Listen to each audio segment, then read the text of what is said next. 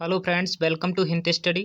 दोस्तों, आज के इस वीडियो में हम बात करेंगे कक्षा 7 के मैथ के बारे में। यानी गणित जो है कक्षा 7 का, वह मैं इस चैनल पर शुरू करने वाला हूं आज से।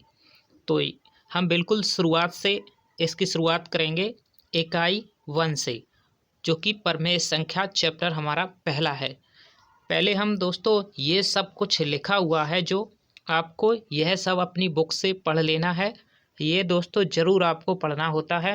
आप पढ़िएगा तभी आप कुछ अच्छे से और भी इस चैप्टर को जान पाएंगे। देखिएगा दोस्तों, यहाँ पर मैं आपको कुछ उदाहरण जो है उसको मैं समझा देता हूँ आपको। समुद्र तल से किसी स्थान की ऊंचाई 600 मीटर को हम 3/5 किलोमीटर द्वारा व्यक्त कर सकते हैं। अगर दोस्तों आपको ये बात नहीं आई है समझ में, जैसे कि यहाँ पर सबसे पहले क्या दिया गया है, प्रमेय संख्या की अवधारणा, इसको पढ़िएगा आप। और समुद्र तल से किसी स्थान की, यहाँ पर उदाहरण के लिए आपको समझाया गया है कि 600 मीटर को हम 3/5 किलोमीटर लिख सकते हैं। और यह 3/5 क्या है, यह एक प्रमेय संख्या के रूप में लिख सकते हैं। यानी 600 मीटर को हम ऐसे लिख सकते हैं। अगर आप यहाँ पर समझेंगे तो मैं आपको यहाँ पर समझाने की कोशिश करूँगा कि देखिएगा यहाँ पर कितना है, 600 मीटर है। हमें इसको अगर किलोमीटर में चेंज करना है तो कैसे करेंगे हम, जो कि यहाँ पर हमें 3/5 किलोमीटर 600 को लिख दिया गया है। यहाँ पर देखिएगा किलोमीटर है और यहाँ पर क्या है, मीटर है। तो हम क्या जानते हैं कि 1 किलोमीटर बराबर कितना होता है, 1000 मीटर होता है। मीटर ऐसे कर दीजिएगा, है ठीक है। 1 किलोमीटर बराबर 1000 मीटर होता है। अब 1000 मीटर होता है तो हमें इस मीटर को किलोमीटर में चेंज करना है।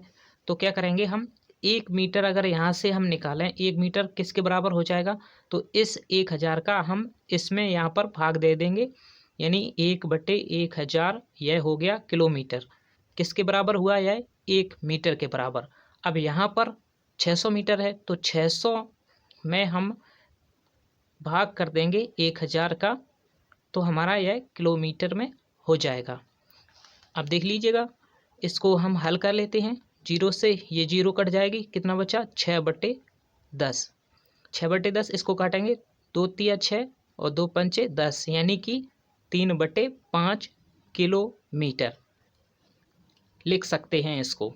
तो यहाँ पर यही हमें बताया गया है कि समुद्र तल से किसी स्थान की ऊंचाई, समुद्र तल यानी धरती, और समुद्र तल से जो है वह ऊंचाई यानी कि गहराई कितनी है समुद्र की, 600 मीटर है। तो उसको हमें ऐसे किलोमीटर में बताना है, प्रमेय संख्या के रूप में हम ऐसे इसे लिख सकते हैं। ठीक है दोस्तों, यहाँ पर आपको समझ में आया होगा। देखिएगा और हम आगे देख लेते हैं। आपको ये ज़रूर देखना चाहिए, ध्यान से समझिएगा दोस्तों। इस वीडियो में आपको मैं यहाँ पर छोटा सा वीडियो बनाकर को आपके समझा देता हूँ आपको। यहाँ पर इसको और समझ लीजिएगा। देखिए, थोड़ा सा पढ़ लेते हैं इनको। ए भाग बी और ए भाग बी, यानी कि ए में बी का भाग करेंगे तो सी आएगा। यह सी है क्या, भागफल है, भागफल है। और सी एक पूर्णांक होगा, जो भी आएगा इस रूप में वह पूर्णांक होगा। और पूर्णांक हम जानते हैं प्राकृतिक संख्या। यहाँ पर मैं आपको समझा देता हूँ कि प्राकृतिक संख्या क्या होती है। देखिएगा, प्राकृतिक संख्या जो होती है, प्राकृतिक संख्या वह क्या होती है, 1 2 3 डॉट डॉट डॉट 1500 तक, यानी आगे तक जो भी संख्याएं जाती हैं वो प्राकृतिक संख्याएं कहलाती हैं। ठीक है, अब देख लीजिएगा पूर्ण संख्याएं क्या होती हैं। इसमें देखिए दोस्तों, प्राकृतिक संख्या में 0 नहीं आता है।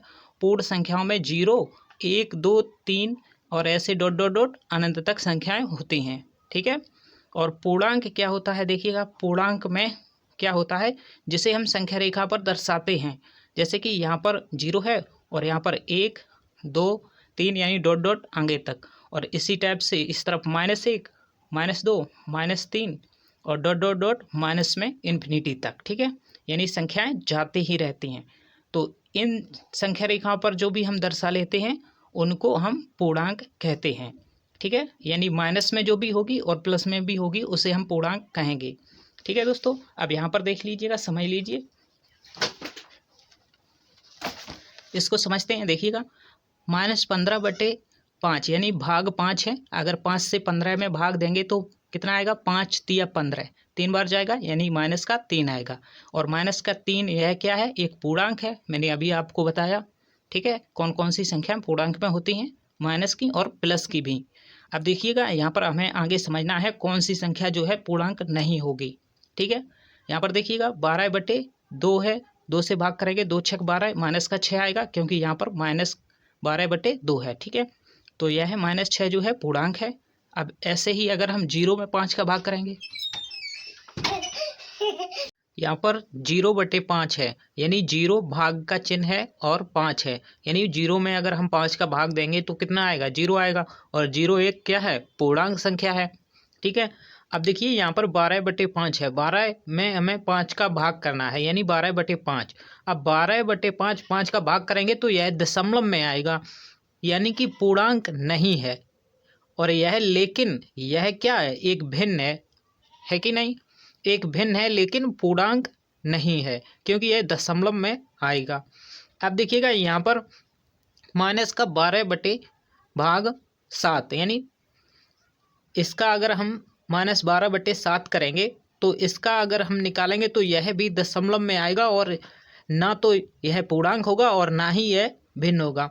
अब माइनस भिन्न क्यों नहीं होगा, क्योंकि माइनस में है इसलिए यह भिन्न नहीं माना जाएगा। ठीक है, 13/-3 यहाँ पर भी माइनस है, चाहे ऊपर माइनस हो या फिर नीचे माइनस हो, ना तो यह पूर्णांक है और ना ही यह भिन्न है।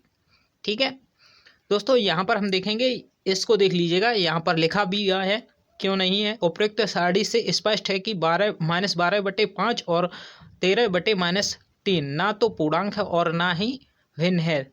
ध्यान दें, भिन्न ऋणात्मक नहीं होती हैं। यहाँ पर आपको बहुत ही हिसाब से देखना है क्योंकि भिन्न जो होती हैं ऋणात्मक नहीं होती हैं। यहाँ पर बहुत ही अच्छी बात कही गई है, इस पर आपको ध्यान देना चाहिए। ठीक है, भिन्न जो होती हैं ऋणात्मक नहीं होती है।